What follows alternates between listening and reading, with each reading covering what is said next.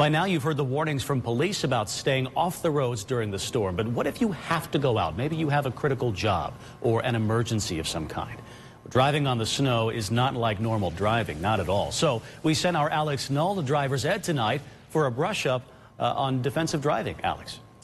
When it comes to what to prepare for when driving this holiday season, who to show us better than someone who teaches kids the ropes? Let's take a drive.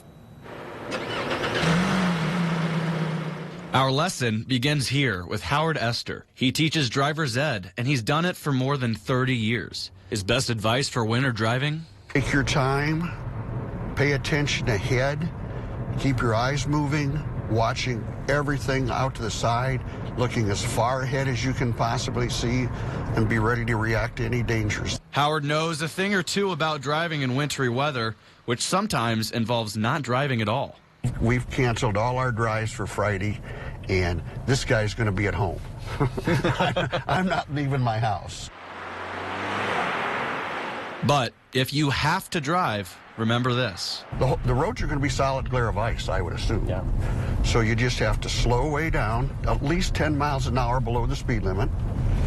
You got to stop further away or start stopping further away. You have to turn slower, and you have to start slower. Turn slower and start slower, which begs the question. If I start to go into a slide, what do I do with the brakes? What do I do with the wheel? You definitely don't slam on the brakes because now you're going to be doing donuts somewhere.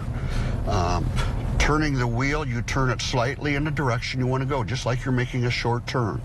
Don't crank it hard because, again, now you're going 360s in the road. And once the back end gets behind, back end where the front end should be, it's not good.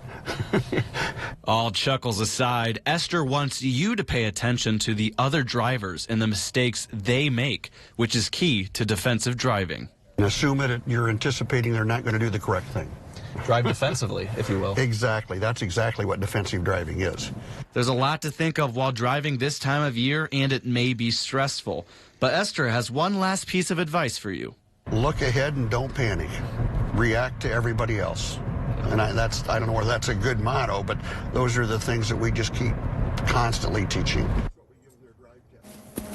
Something I had forgotten from driver's ed was how much distance to keep from your car and the one in front of you. Esther says it typically should be around 3 seconds of separation, but with the icy conditions, he advises you to double that number.